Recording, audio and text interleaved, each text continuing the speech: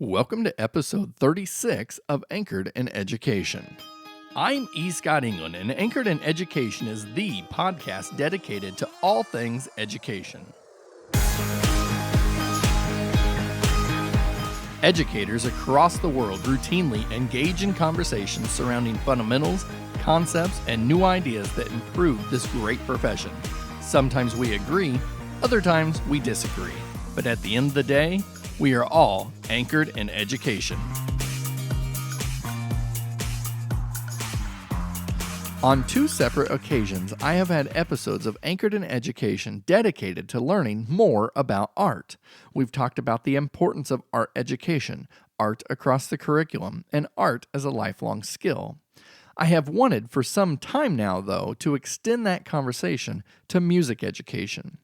I believe music education, be it instrumental or vocal, is extremely important to the education process. When I was a first grade teacher, I frequently used music to aid in instruction and concept building. And I was also fortunate enough to teach in a school that offered music education every day to our elementary students. Though it wasn't a lot of time, it was more than most elementary schools can offer. Having a world where all students can participate in high-quality music education, no matter where they live, is important. How important? Well, that previous statement is the mission statement for the GRAMMY Music Education Coalition. Utilizing strategic partnerships, music ambassadors, and plenty of quality research, the coalition is taking serious action in making sure public education is getting the music education it needs and deserves. And leading the charge is the inaugural executive director, Dr. Lee Whitmore. Lee is no stranger to music, and he has a history that is deeply rooted not only in music, but also education. I'm excited to have Lee on the podcast today to talk more about the importance of music education as well as the mission of the coalition. Lee, welcome to Anchored in Education. Hello, it's great to be here today. Thank you very much. We are thrilled to have you here, and we're going to talk about a little bit about you and the GRAMMY Music Education Coalition for in just a minute, because you're the executive director, but you're no stranger to the education profession. So before we get started, is it possible to find out a little bit more about you and how you became anchored in education? Absolutely. Love to share it. And music education is a really big part of my story, both as a young person in the public school system and later in my college training and in my terminal degree work. I am a child, the son of a father who worked for the armed forces. He was a civilian employee of the Army for 23 years. And for me, while I'm happy to have this interview today and love chatting with people, I started off as a young person who was introverted, who moved around a lot, and music changed me. I was in public schools. I counted something like a dozen by the time I got to high school, and Wow. music was, in fact, my anchor. I'll tell you just a very brief story. My dad was assigned to a project in Yuma, Arizona, in the Southwest Desert on the California-Mexican border with Arizona. And it literally was a music teacher that made me feel welcome in that school, which was a long way from where I had grown up in New Jersey, in Pennsylvania on the Delaware River. And I was asked to pick an elective class when I got to that middle school. And they offered me sports, athletics, music. And I said, well, I play instruments. I love to sing. And the next thing I know, I was ushered into my very first class at that middle school, which was choir. I walked in and there was something like 100 kids up on the risers, and as a shy, introverted young man who had just been moved into yet another school, I was completely terrified. It's really funny what happened. The music teacher, I remember her name, Mrs. Hinton, blonde hair, looked at me and said, hey, everybody, it's Lee from New Jersey. Welcome. And I said, oh, my goodness, she's calling me out in front of everybody. And then she said, do you sing tenor? Do you sing bass? And I said, I don't know. And she said, what about an instrument? And I said, well, I play the piano.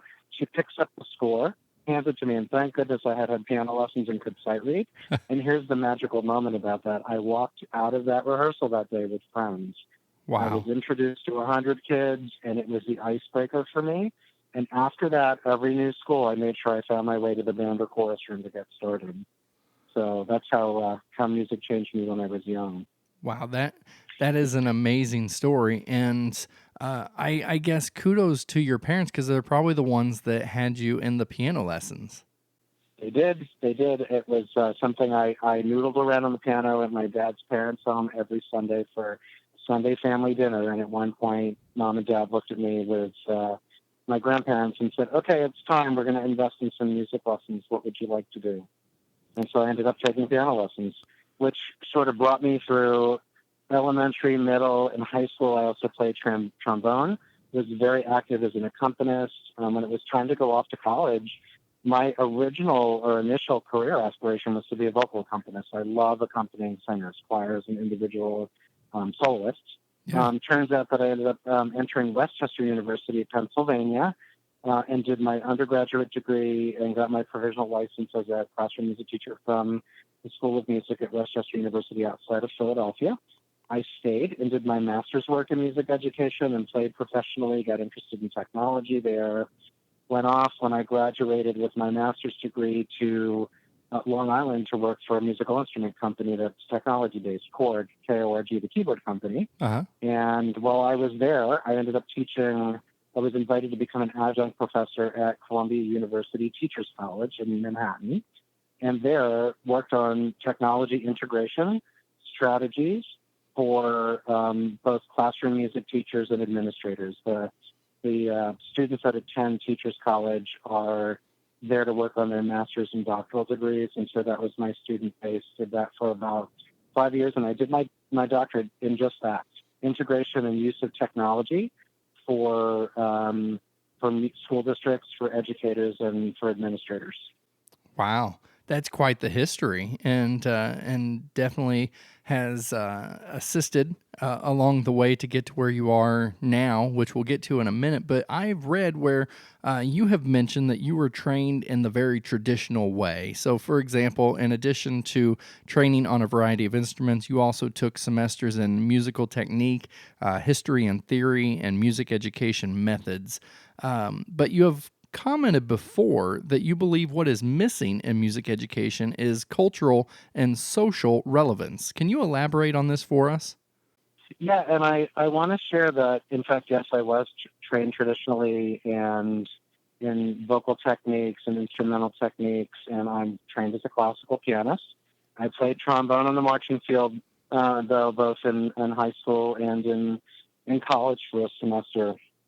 When I talk about being relevant with music education, for me, this means, and this is something in my day gig today, the GRAMMY Music Education Coalition, it's what do we need to do to draw young people, our students, and especially in middle and high school where kids have a choice to opt in or opt out of music, often because they have to, because of course calendars and requirements in the schedule.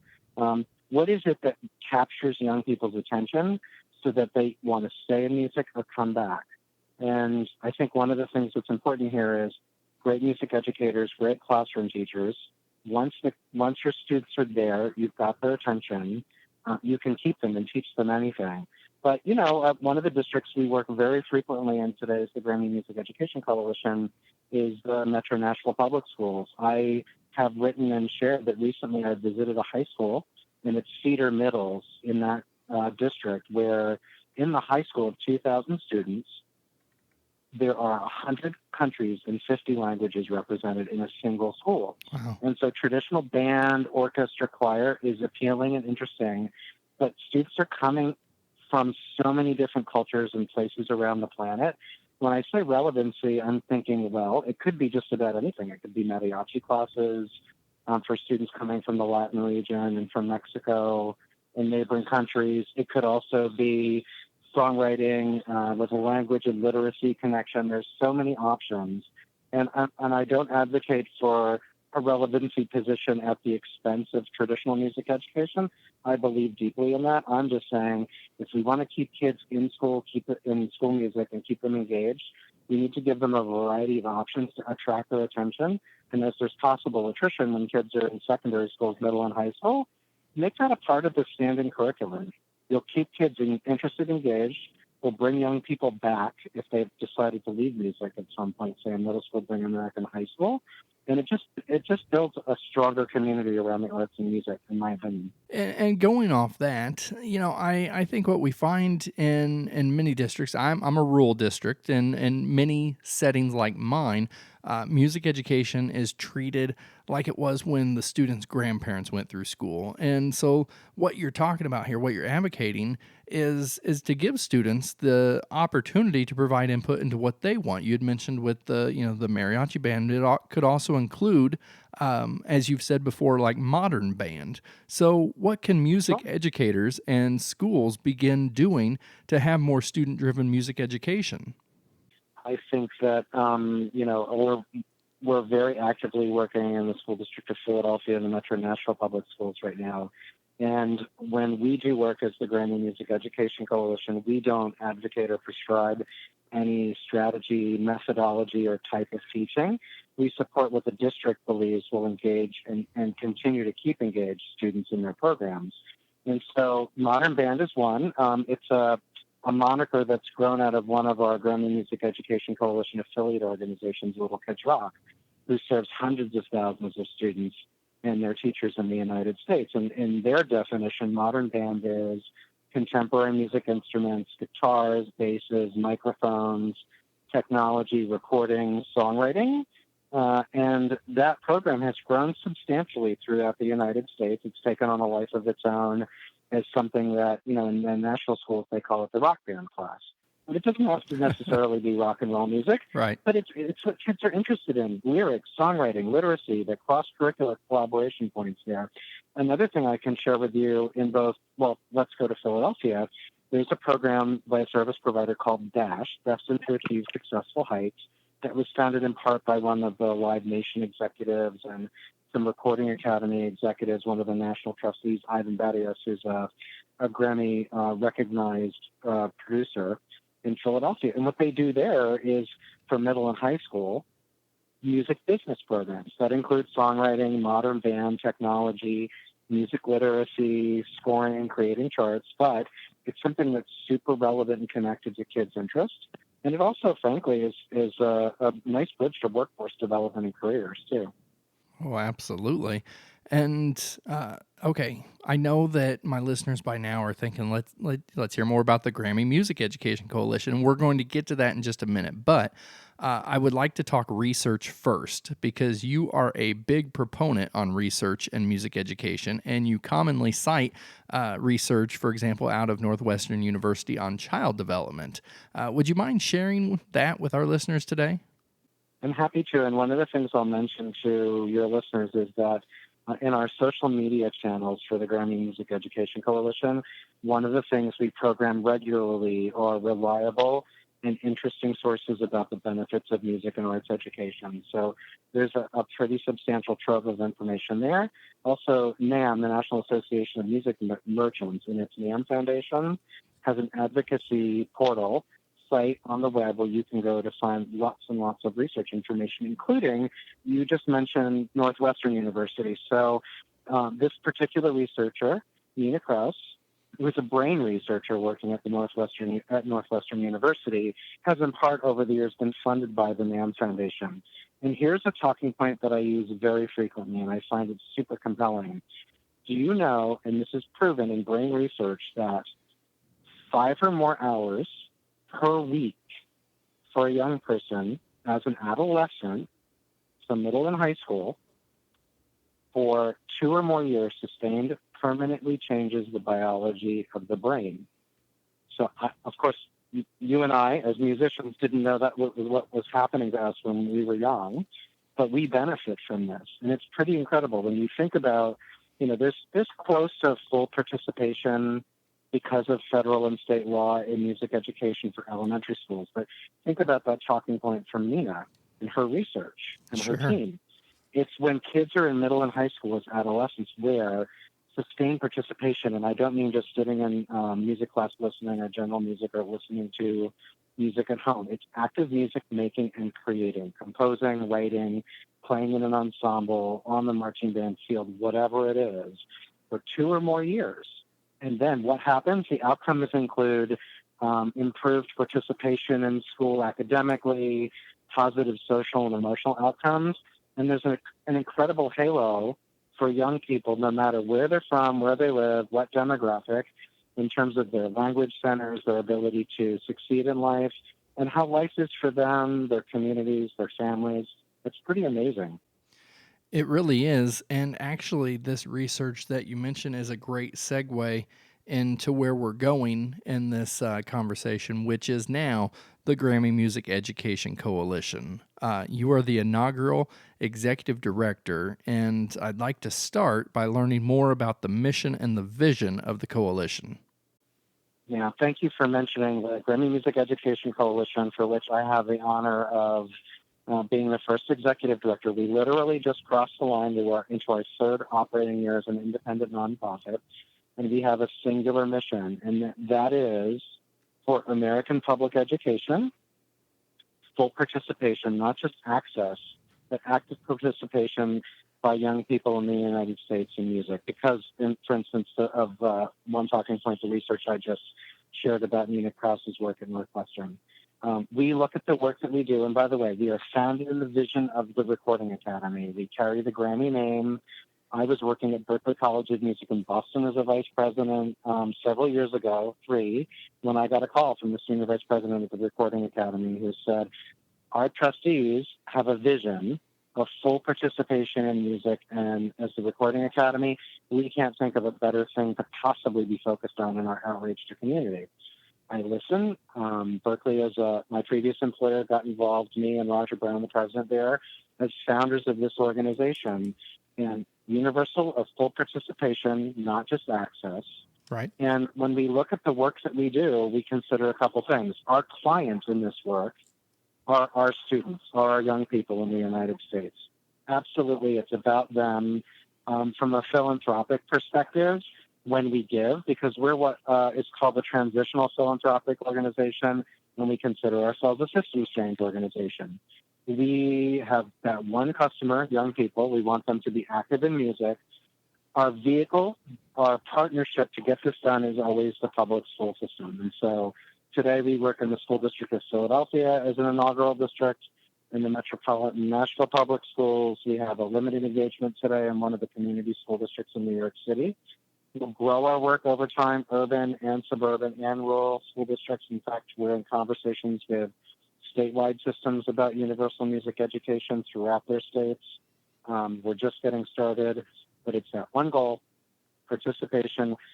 We get to that through philanthropy, giving, strategic plans with school districts. We're data-driven. We're actually doing something really, really interesting, which is we sign agreements with school districts and ask that they provide transparent views into what the federal government requires in reporting of arts participation. We ask districts, okay, share transparently what music participation looks like in your school district. We're doing something that's never been done before, which is looking at total dosage, time participating in music, what classes, and then we work with the districts directly. It's their data on, okay, to the points we talked about before, relevancy, engaging young people and students in program. What can we do that you might not realize in your district is happening today? Or maybe you know, and there's some thought leaders and some great strategies we can bring to the table to increase participation. And before we move on, I'm curious. Whenever you got that phone call from the Recording Academy, and they talk about the goal of full participation, what was your thoughts? What was your feeling, knowing your background, your history that you gave us earlier? What was going through your head there? I was delighted to receive the phone call. I had a big smile on my face. I called my boss at the time, Roger Brown, the president of Berklee College of Music, and said, what's the college's relationship like with the Recording Academy? I had some sense of it, but working, and my title of my work there was with out-of-school time music programs in community. And Roger, the president of the college, said, well, we'd love to become more involved. There are lots of things that we do at the academy, but this seems like a place where we should be. And we jumped right into it. You know, for me, thinking about my life goal and how I was impacted by and positively affected and influenced by music education as a young person, I thought, what better way to get to that big end goal of all young people in America having access to and making music than to put a coalition together. And we have more than 60 affiliate organizations today that are part of our work. We're not a service provider. Uh-huh. We have many service providers like Little Kids Rock, H1 Save the Music Foundation, Long Long, the Grammy-winning Chinese classical pianist, his foundation and its Keys of Inspiration program, and many more participate in the work that we do. But we're uniquely positioned, and we have the Grammy moniker attached, artists, producers, engineers who are all professionals as a part of the Recording Academy standing up and saying, this is super important. I can't imagine a better way to get to the ultimate goal than to have a coalition that includes the Recording Academy, the National Association for Music Merchants, the National Association for Music Education, the body that represents licensed music educators, professionals in our country. It's really exciting. Oh, I can imagine. And let's talk a little bit more about the partnerships of the coalition, because I know that you have mentioned several throughout, but specifically, what role do they play in assisting the coalition and achieving the goal of bringing hands-on music education to every child? It's a really great question. We consider resources, the tax base, budgets for arts and music education, and capacity. For instance, we talked earlier today in the interview about what's relevant for young people. And so I think about things like our teachers that are trained like you and me in music education, equipped with all the skills that they need to be effective with music offerings. I'll give you an example I quote for me often. Like, I'm a pianist, keyboard player, love technology, have been trained classically, love contemporary music, that if in my first assignment, if I were dropped in a middle school, say, general music, and saw 40 guitars in the room, I would have panicked. I would have been terrified because I'm not a trained guitarist. If my general instrumental methods class in music education, I think I got 2 weeks of guitar training. I would have figured it out. That's me. I'm driven toward those sorts of things. But, it's those skills. Is it technology? Is it, I've been trained as an instrumental teacher and I need to do more vocal music and songwriting? We invest in things like that as the coalition. When we work with partners, I'll give you an example. I mentioned Dash in Philadelphia, the commercial music and music business curriculum developer and provider in the Philly schools. For us, sometimes it's matchmaking, whether it's Dash or Little Kids Rock or a number of other organizations. If we find a district with which we're working, we're using the data that we're collecting, we're helping the district build a strategic plan to increase participation. One of the things that we can do is help the district. Imagine being an arts director. I've had this conversation with Frank Makos, who's arts executive director for Philly, and he's got hundreds of partners that are service providers or vendors that are calling on him and his staff all the time. We play the role of the coalition as being able to help with that, help to diminish the many well-intentioned organizations that come to the district, and we can say, look, the Grammy Music Education Coalition with the School District of Philadelphia have a targeted strategic plan that's well thought with evaluation built in, and what partners, what third-party purveyors, whether it's teacher training, modern band, or whatever, are the right partners to work in this systems change program so that over 3, 4 to 5 years, we can measure what's going on, do the right matchmaking to help build capacity in the district, and bring the right partners in. And that's working beautifully today in both our inaugural school systems. Well, that's amazing to hear. And in addition to the partnerships, I have also read where you have ambassadors for the coalition. And so can you give us an idea of who is helping the coalition and how they are contributing? I mentioned a couple already, and so I'm smiling. You all can't see me, but our Artist Ambassador Corps also includes musicians, recording artists, producers, engineers, and also well-known personalities and talent on television and in film that have a passion around music education. So I mentioned Long Long already, who is just an absolutely fantastic pianist who hails from China, who represents also as a personality the Recording Academy's China company. He has a nonprofit that delivers support and philanthropy in the way of keyboard labs and structured curriculum that's very diverse, not just classical music, although that's what folks think of when they think of Long Long first. they're working very actively in the Philadelphia School District and getting started in Nashville, and they work in dozens of districts throughout the country. Other artists that are working with us, and some have just recently been added, but we're working in Philly. There's a Grammy-winning band called the War on Drugs that's involved. The National Recording Academy trustee Ivan Barrios, who over the years has worked with many iconic Philadelphia artists like Jill Scott, Meek Mill. Mills is also one of our artist ambassadors. Kristen Chenoweth, who's on television, spends time on Broadway, and is a fantastic vocalist as part of this work. Also, we've recently added Charlie Puth, the iconic singer, songwriter, producer, to our lineup of ambassador cohort members. Also, Rachel Ray and her husband, John Cusimano. Folks know Rachel from her television engagements, Sure. from cooking. They're very passionate. Her husband is a guitarist. She's involved. And the list goes on from there. It's pretty exciting. And they stand up and help us. We have an inaugural auction, the Auction to Make Music Matter, underwritten by Morgan Stanley Global Sports and Entertainment, that will launch on the 13th of November. And many of the artists that I mentioned and others are standing up for music education to make music matter with us in this endeavor. So you definitely have some steam behind this. You said entering your third year, and you've got some big names backing the coalition. You're moving forward, but and we're talking about music education. I feel like that we really can't let it go without talking about the nationwide teacher shortage. And so special areas like music are being hit the worst, as it seems like fewer individuals, I guess, are going into music education. So, personally, I believe there are multiple reasons, but my top two, and this is my opinion, is that number one, public education on a whole has been under attack, and two, states have really undervalued music education. So, what is your take on this? And more importantly, what can be done to get more teacher candidates enrolled in music education programs?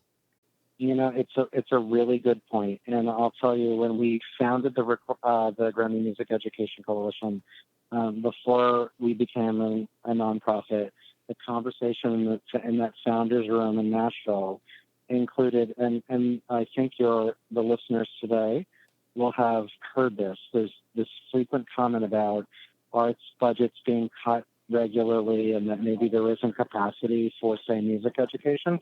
And I agree with you. There are teacher shortages and dramatic concerns about that. One of the things, though, that we do know is, there's more than 100,000 licensed music teachers in public education in the United States. The National Association for Music Education represents them. But it's still not enough. We need to encourage more young people to consider pre-service music education and training. You may or may not know that the NAFME, the National Association for Music Education, has an honor society, a service organization for students called Tri-M. And I think the last time, a couple of years ago, I talked to NAFME about this, there were 60 to 70,000 music educators at the pre-service level being trained. That's encouraging, but there's so many challenges. Working in the inner city urban districts, the two that are our inaugural, there's always a challenge coming through the summer. What's the attrition going to be like? It's everything from teacher salaries, neighborhood. There's so many things that contribute. And also the ability to have a strongly structured and well-thought schedule for music classes in the district, and making sure that there's an opportunity for a young teacher or a teacher even later in the community moving to build a program that sustains and that grows the student base so that there can be really great ensemble experiences in the work. Every year when it comes time to go into the summer cycle between school years, we talk to the districts with which we work, and we are certain to, through our social media channels and outreach, let teachers know nationwide that these districts in which we are working are building really incredible programs. That's not something new. It's been happening for a while. And that spending time working in these school systems is something that's super rewarding, and there's a lot of opportunity. Oh, the opportunity is, I guess it's difficult to put to words, but the just seeing what you can do with music education, with a school that has the backing, the funding of music education, then watching what students can do, whether it's performing or creating or just simply enjoying. It truly is amazing. And it sounds like It really is. it is. And so before we go, the Anchored in Education audience is diverse from all over the country. So we have elementary to high school teachers, administrators, and support staff that have all tuned in. So, what final message do you have for educators on the importance of getting access to quality music education programs? So it's a great question. And from my perspective as the executive director for the GRAMMY Music Education Coalition, here's the number one thing that I ask everybody that I speak with in my travels day to day, week to week, in advocating for complete availability of standards-based quality music education programs in our public schools. If you're listening today, whether you're a music educator, an administrator, you work in another subject matter area or discipline, please be sure to talk about music programs, to encourage young people to be a part of music. And remember that brain research that we talked about, which is just one anecdotal point of many. Young people who participate in music have greater success, they have greater opportunity. We are not advocating as the Grammy Music Education Coalition for, say, the next generation of Grammy nominations and winners. That's just going to happen. The more of our young people that participate in music, the better everything gets.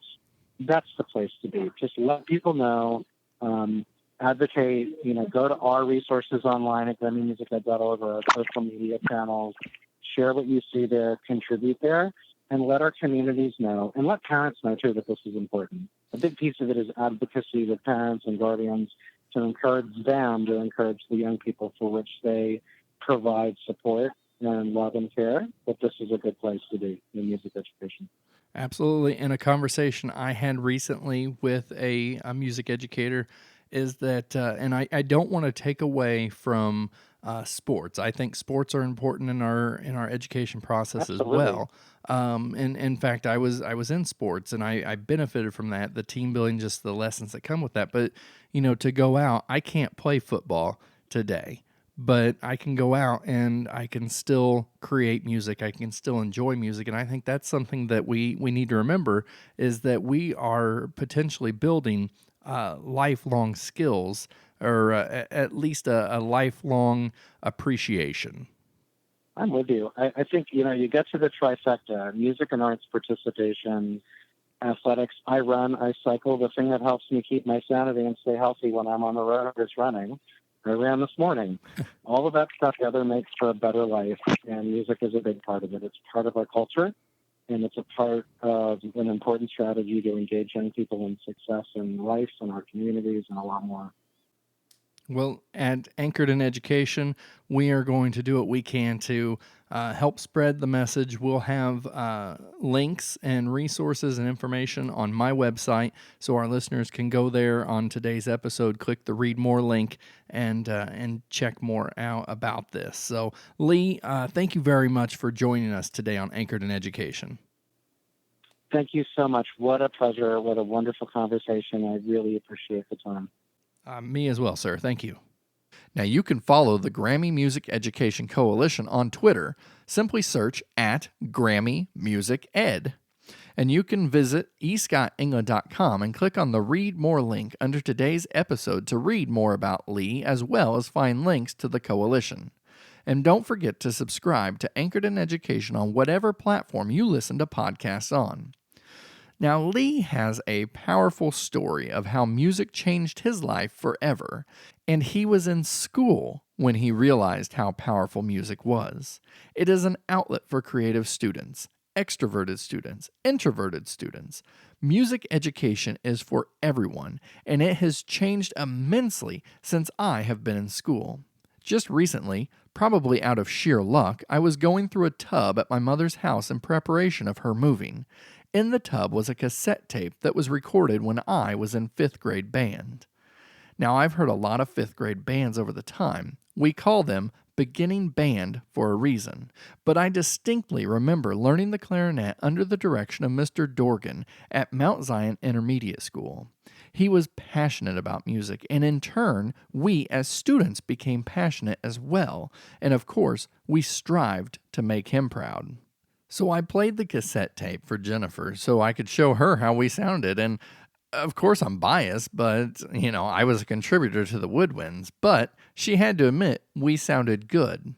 So in talking with a music director recently, we talked about the days when we were growing up and the emphasis that music education had. And we asked ourselves, at what point did we de-emphasize the great things that a strong music education can do for us? Unfortunately, at the federal, state, and local levels, a strong music education is taking the back burner to other curricular areas and activities going on in the school. We have to remember how important it is. It's important for us, it's important for our families, it's important for our students. Let's start re-emphasizing how important music education is, because at the end of the day, we are all anchored in education.